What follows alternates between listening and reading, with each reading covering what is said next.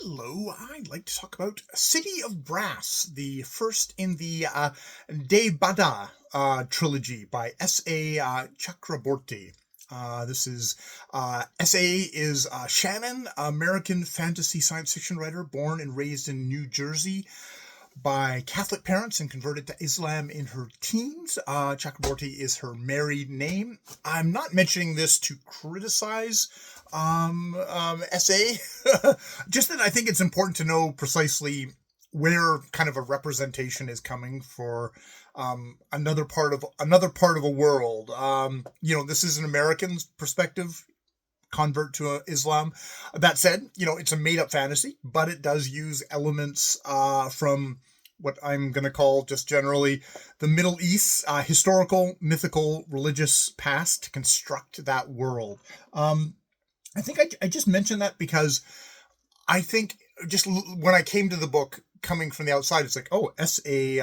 Chakraborty. It's like, oh, okay, it's this is really somebody who's like from that culture who's talking about that. And if I not that I'm saying that Chakraborty is actually trying to misrepresent herself. I mean, her picture is up on the Goodreads thing and stuff like that. She's not hiding stuff, but I do think at least my brain has a tendency to kind of fill in like, oh, this must be super authentic in big red quotation marks. And the first thing I did is I looked up, okay, well, who is this person, just to kind of dispel that and to give myself like this is an American, an American who is like a convert to Islam and probably has I'm sure far more deeper insights into Middle Eastern kind of myth. I'm thinking like, for me, like a lot of the stuff is like, oh, Arabian Nights, which I'm getting from, originally from Sir Richard Francis Burton's translation and other things. My knowledge of this is super filtered always. I'm just going to say that like I'm continuing to get my information obviously super filtered even in this fantasy novel. So the City Brass takes place in sort of an 18th century Cairo, where we have Nari, a con artist, orphan of uncertain parentage with magical healing powers that she's using to kind of get by in this Cairo that's occupied by the French, had been occupied by the Turks, has its own kind of fractious stuff, which there's sort of a mirror thing of her beloved Cairo that she grew up in and where she ends up, which is a magical city of Deobad, the city of brass, where she ends up. What happens is she accidentally summons Dara, a super handsome and buff, basically genie with magical powers of his own, and deadly soldier powers, and a very, very dark past. He's an ancient kind of brooding dude. We'll get into that later, but they flee to De Bada, the city of brass, where the one place where these demons, Ifri, can't get into. But it's also a place, like Cairo, it has a past, and it has a lot of different factions of different peoples there, with a lot of conflicts born out of a very complicated history, which it turns out that both Dara and Nari's own histories, own genetic makeups in some way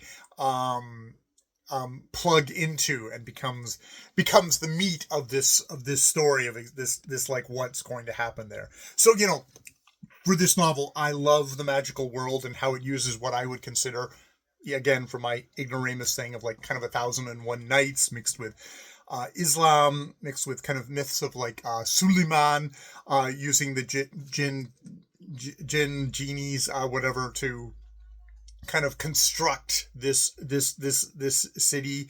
This truly is kind of the character and complexities of this city, the histories of this city, existing alongside kind of the actual history of what I know about the Middle East and how it kind of reflects that, sometimes in kind of really uncomfortably modern kind of ways. There is, at the very, very beginning of this book, there's this info dump describing the peoples. It's just 2 or 3 pages, but it's like it's the very first thing you read, and it's not inviting. I found it it was just sort of all Greek to me to pull in another culture. But once I powered through that and I got to the actual novel, it became very, very approachable in its thing. It's like it became the kind of gripping read that it is just on a storytelling level. The book is split up into a couple of it's a very much kind of fantasy novel thing of split up into a couple of perspectives. You go from chapters from the point of view from Nari and from Dara, and then from Ali, who is the youngest son of the absolute ruler of the current Debada, Ghassan, a member of a minority, the Girtsi or something like that, who rules the city with kind of absolute, what he considers like absolute ruthlessness, which he argues a lot that is an absolute necessity. And Ali in himself is a bit of a split within. He's got an older brother who's much more like with his father. They are not humans. They have pointed ears. They are descendants of the Suleiman's the genies at Suleiman. Basically said, okay, we're gonna take you and we're gonna turn you into something that's got human form. Instead of being virtually immortal, you only are going to live like 200 years, maybe 300 at the tops. Our unearthly beautiful Nari, who supposedly has some of that blood, is sort of a mixed blood. She just appears like a normal brown-skinned human woman, but she has perhaps some other heritage. Well, they get into that into the book. She obviously has magical powers, so there's something going on there, and that still hasn't been really settled by the end of this book what she is. But Ali, interestingly enough, within this is a convert to what I believe is Islam. There's prayer, there's the call to prayer in these books, but is considered a bit of a zealot by various other factions within the city. There's like religious, historical, and definitely kind of blood stuff. There is the Shafit, who are humans, are not humans, mixed blood people who have been the pure-blooded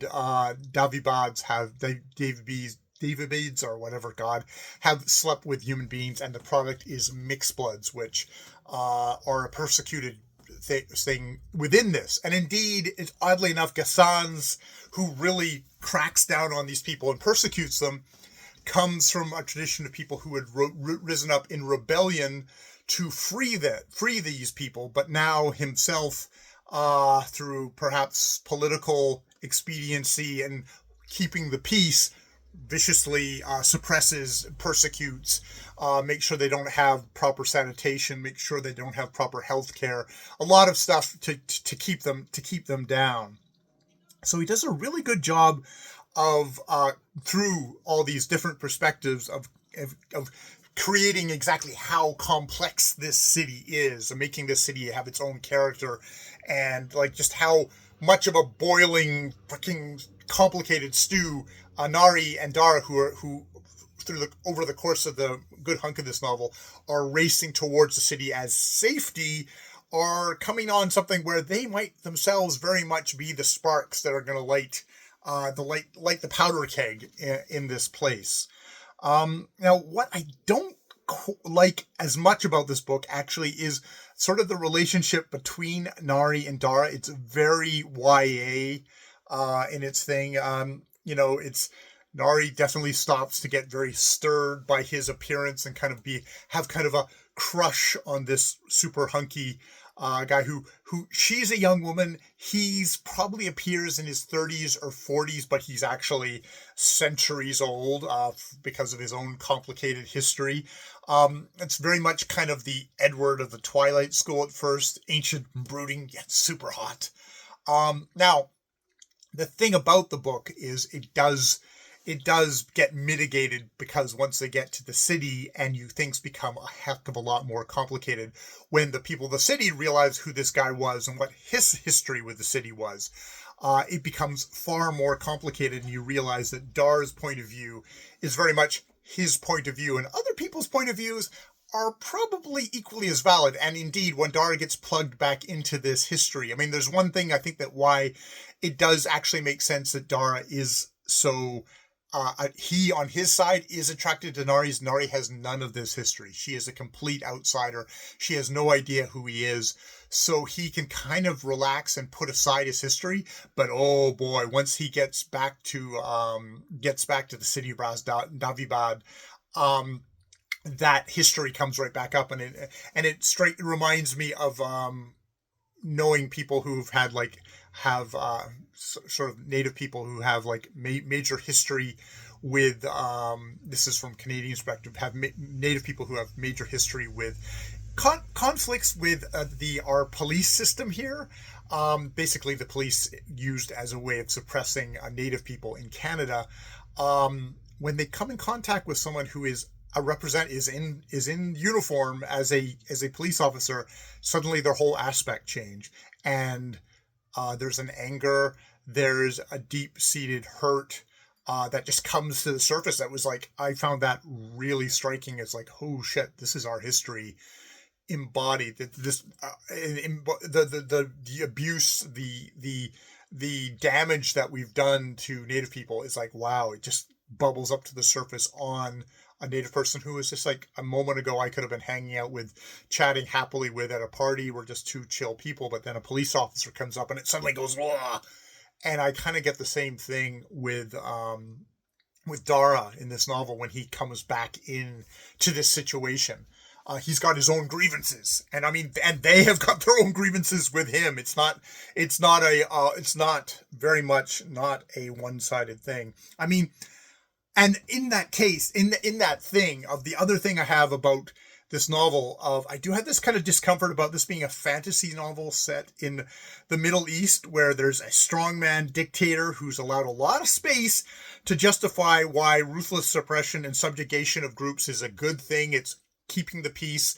This is preferable to what would happen if we got rid of some kind of horrible dictator who tortures people in a country, because if you didn't, well, then what would happen afterwards would be horrible, really, really bad.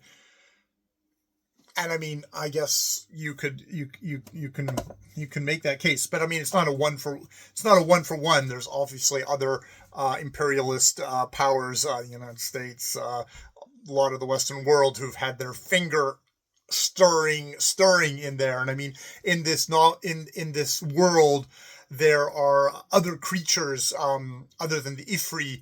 There's water creatures, there's sky creatures who are larger, giant, kind of almost power things that have also had their talons and fingers and tentacles into this history, mixing stuff up, making things worse for the people who end up with this horrible history.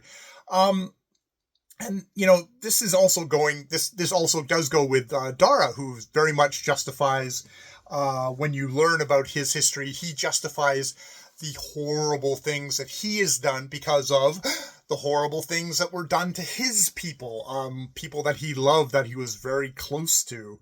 So it's one of these things of it's doing a very good a good reflection of kind of the complexities and hurts and damages of the Middle East. But I also don't know, this is the first book in a series, but at the moment it's it stirs in me almost the same response that a lot of shitty reporting about the Middle East has put that seems to stir in people, which is wow, you look at all these crazy people and they're doing, each side is doing horrible things to each other, and there's all these other different sides, and it's all really confusing. And the ignorant Western outside point view from people who don't realize that their own powers contributed heavily to that is that, wow, these are just crazy people, and just leave them, let them kill each other, and God will sort it out, or kind of something like that. It's you get that hopeless feeling, you get that you start feeling detached from it because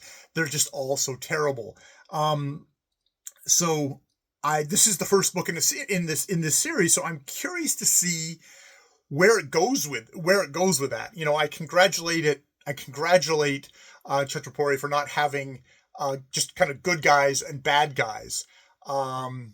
But it's like you kind of got horrific guys and horrific guys. So I'm curious to see, you know, will it be all ends justify the means, even from the people that you're rooting for, or like who do you root for in the book? I mean, the bigger problem with this book is that in this first book is like Nari isn't much of an active character yet. Gets hauled along by Dara or gets used by the ruler of Daribad, Ghassan, as a pawn. She is a con man and kind of a chancer at the start of the book. I mean, she's active. She's making it work. She's doing her hustle. But after she summons Dara, she becomes kind of more of a damsel in distress and having a very much narrowed field from where she can kind of try and do little things, but she's very much kind of boxed in by what she is more than who she is and what she can do. I hold out hope because of just the last lines of this book that she'll be more active going forward. I don't know. I was thinking about like Daenerys at the end of the very first Song of Ice and Fire books, Game of Thrones, where at the end of that book she's just something that gets a pawn that gets married off. But through the series she becomes more active, though that didn't go well for her in the TV series. I don't know, but I'm open to the thing of like she's coming from a point of weakness and ignorance, and that will hopefully change, and she'll become more active over the book, and she will actually be possibly the figure that will break some of this cycle of violence, this kind of just continual circle of one side atrocity, other side atrocity, one side atrocity, other side atrocity, people manipulating stuff, people saying, I'm going to do this horrible thing because it will be good in the long run. And it's like that, no, you're going to do something horrible, and that's just going to get the other side to do something horrible. And it's just going to be like, that's not like in a novel that's using the material of Middle Eastern history, fantasy, and myth, and it's like if you use that to just say an endless cycle of shit. I don't know if that just feeds it. I feel like that feeds into a stereotype about the Middle East as just a place of constant violence, which even as an ignoramus, I'm pretty sure it's like you could say the same. You could cast Western civilization as the same thing of well they had one war after another war and another war. It's like, yeah, but we don't look at ourselves that way. We and I think people go think, but you know. That said, overall, this book is really engaging. The world is a new one, and while Nari is slightly a weak character, I still I sympathize with her, and I'm interested in her. I'm hoping for the best for her. There are a lot of other characters who I really did engage with. Ali and his brother, and his sister.